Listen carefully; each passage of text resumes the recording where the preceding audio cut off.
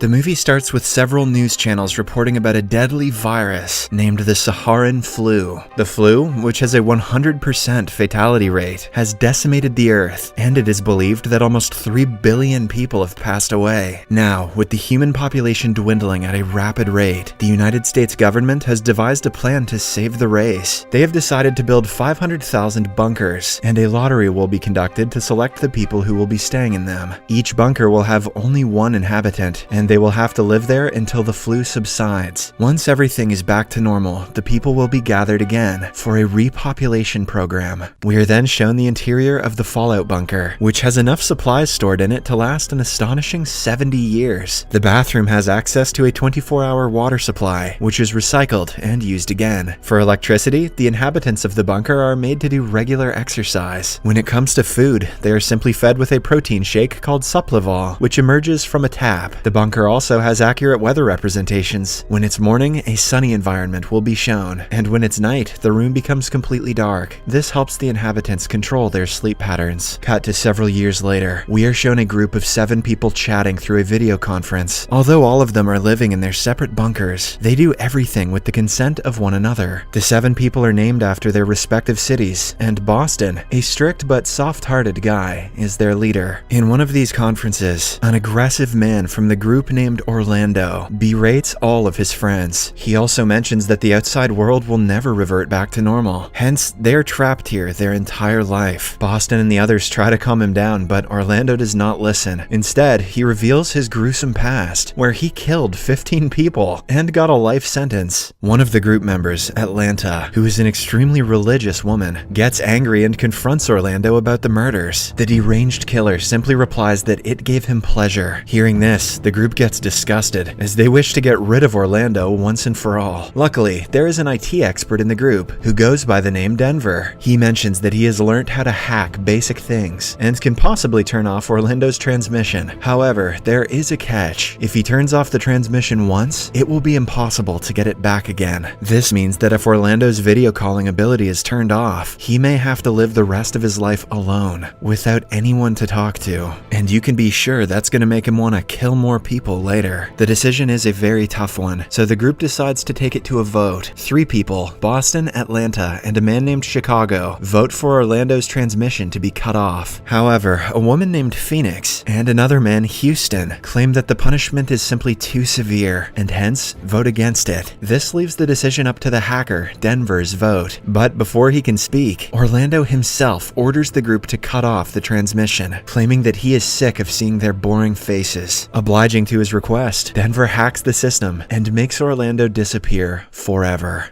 That night, a sleepless Phoenix wakes up and talks to Denver. They discuss the earlier incident, and Phoenix mentions that what they did was wrong. However, Denver consoles her by saying that it was the best thing to do. Here, it is revealed that the two are in a relationship. Following this, the movie fast forwards to 8 months in the future. Despite losing one member, the group has adjusted well to the situation. However, due to an anomaly in the system, Houston's weather lights start changing abruptly. Because of this, he hasn't been able to sleep for some days. After a while, the group starts their usual meeting, and everyone reports their findings. It turns out that all the members are assigned with a particular task, like Atlanta has to keep track of her group's health, while Denver is responsible for notifying everyone about the outside world's status. This is possible due to the additional computers in the bunker, which shows various statistics, like the amount of people remaining in the world, the heartbeats of all the group members, and so on. While everyone is busy with their tasks, Chicago, who is the least productive member of the group, gets bored. He tells everyone that everything is futile, as they are never going to see the outside world again. Boston tries to scold him, but Chicago presses a button on the computer, forcing the bunker's manual to pop up on everyone's screen. Since the video cannot be skipped, everyone is forced to watch it. This would be a great time for some Rick Astley. In the video, the bunker's creator, Nadine, starts explaining the various amenities inside the bunker, and reveals that it is 30 feet below the surface. After this, she mentions that all 500,000 people people are divided into groups, and one such group consists of 7 people. Their only job is to help each other survive until the virus is eradicated from the Earth. The video ends as Nadine narrates that there is still hope left on this Earth for humanity. Some days later, as the group is discussing in one of their regular conferences, their data computers suddenly shut down, though Boston thinks it's just a temporary defect. The others fear that their bunker is starting to disintegrate. The strange thing is that the computers are down in all 6 of their bunkers, despite them being thousands of miles away from each other. Later, Phoenix privately calls her boyfriend, Denver, and tells him that the system might have been compromised because of a loophole. The loophole started when they hacked into the system and shut down Orlando's video transmission. Phoenix then pleads with Denver to hack into the system again and bring back Orlando, as it might be the only way to restore their data computers back. However, Denver mentions that bringing back the transmission is not possible, so it's not worth trying. Hearing this, Phoenix becomes angry and starts narrating her life story. She reveals that her father died at a young age and she was brought up by her mother. But while growing up, she started doing drugs and even ran away from home several times. One day, when Phoenix didn't find her stash in her room, she suspected that her mother took it. Hence, in a fit of rage, she grabbed a pair of scissors and stabbed her mother to death. She was then incarcerated in a maximum security prison until the virus broke out and she won the lottery to the bunker. After hearing the story, Denver becomes emotional and promises to get Orlando transmission back. One night, he finally succeeds and calls Phoenix to share the good news. Surprisingly, when they watch Orlando's feed, he is nowhere to be found.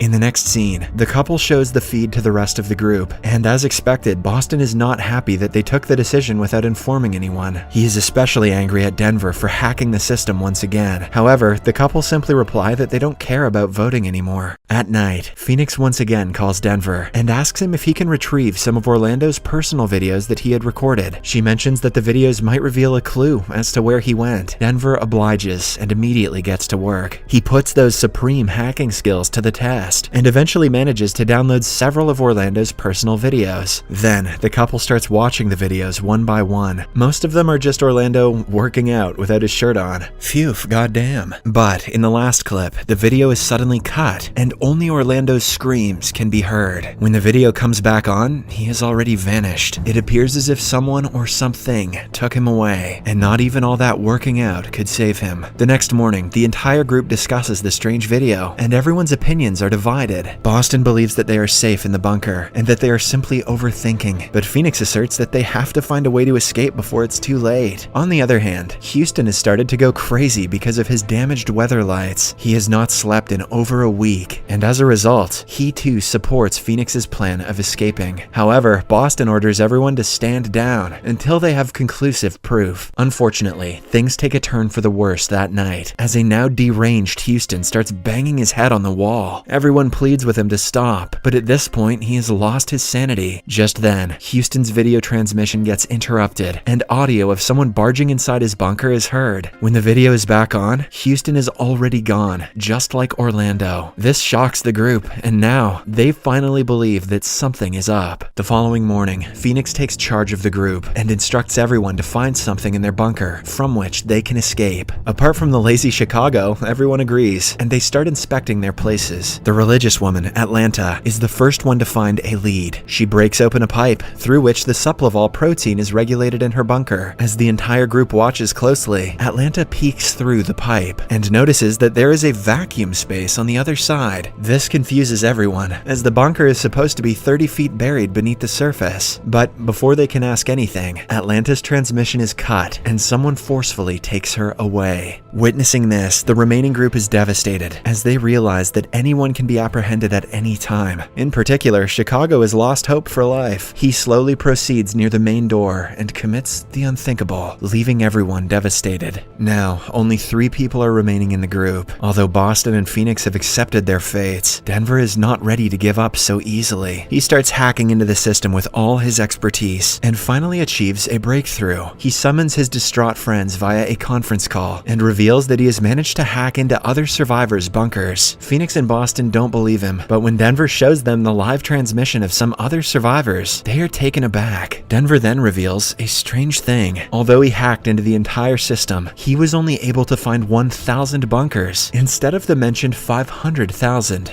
Hearing this, Phoenix realizes that something is wrong. She then proposes to Denver and Boston that they attempt to escape one last time. Boston asserts that there is virtually no way of escaping the bunker, but Phoenix responds that there might be one. She mentions that if they cut the wires inside the bunker, the door might open. The boys think the plan is risky, but Phoenix is now willing to put her life on the line. Hence, seeing her determination, the boys agree to the plan. But before they can begin, Denver promises to Phoenix that he will travel across the country on foot if that is the only way to get to her. Following this, all three of them begin cutting the wires. As soon as they succeed, an alarm starts ringing, and the door finally opens. The first one to venture out is Phoenix. Surprisingly, the door leads to a normal-looking apartment with a large hallway in it. Phoenix had always imagined that she was inside a bunker, but the truth was far from it. And before she can decipher anything, Denver comes out of the next door, implying that they were living in the same building for the past 6 years. As the two embrace one another in joy and confusion, Boston also emerges from another door. In the next scene, the three begin investigating the strange apartment until they reach the terrace. After 6 long years, they have finally experienced the sunlight. Meanwhile, Phoenix climbs a staircase to get a better overview of the city. Surprisingly, everything seems to be running as usual. People are walking on the streets, and the traffic is crowded. A while later, Phoenix approaches her friends to share the news, but they appear to be hiding from someone. It turns out that 2 people, who look like policemen, are searching for the trio. As there is no way to escape from the terrace, Boston decides to create a diversion so that his friends can flee. The plan works, and the couple climb downstairs until they reach an office. Suddenly, the creator of the bunker, Nadine, arrives with a gun and threatens Denver to stand back. She also warns Phoenix to stay away from him, claiming that he is a dangerous person. Confused, Phoenix inquires about what's happening, and Nadine finally reveals everything. It turns out that the bunkers are specialized prisons, and all the people inside of them are prisoners. Criminals like Phoenix never got out of prison. They were simply transferred to the bunkers, as Nadine wanted to give them hope and a new purpose in life. Moreover, the Saharan flu never existed, and the news reports on TV were simply fabricated for the prisoners. Denver's speculation also comes true when Nadine mentions that only 1,000 prisoners are jailed in the bunkers. Then, Phoenix asks why the prisoners are being forced out of their bunkers, indicated by the several recent disappearances. Nadine explains that when Orlando was kicked out of the group, his video was somehow leaked to the public, and it caused a public outrage. They believed that such prisoners were given too much freedom and luxury in the bunker, and as a result, the government is ordered to shut down the project. Hence, they're pulling everyone out to make some changes in the bunkers, and putting them back in until they can find a space in the prison system for them. For the time being, their bunkers will be modified in such a way that the prisoners will have less freedom, and their lives will become more uncomfortable. Expectedly, the revelation shocks the couple, but Phoenix is still curious about one thing. She asks Nadine why Denver was incarcerated, and the latter reveals that he stalked 15 women online and murdered them brutally. Hearing this, Phoenix is devastated, as she realizes that Denver was just pretending to love her all this time. But Denver didn't think he was ever getting out, so that twist is dumb. Soon, the police officers from before arrive in the room and knock the two out. In the last scene, Phoenix and Denver are taken to the same hallway, where they come across the entire group except for Chicago. Orlando is also there, but when he tries to escape, he is shot and killed. The movie ends as the remaining 5 survivors are sent back to their respective bunkers, which have now been transformed into a grim,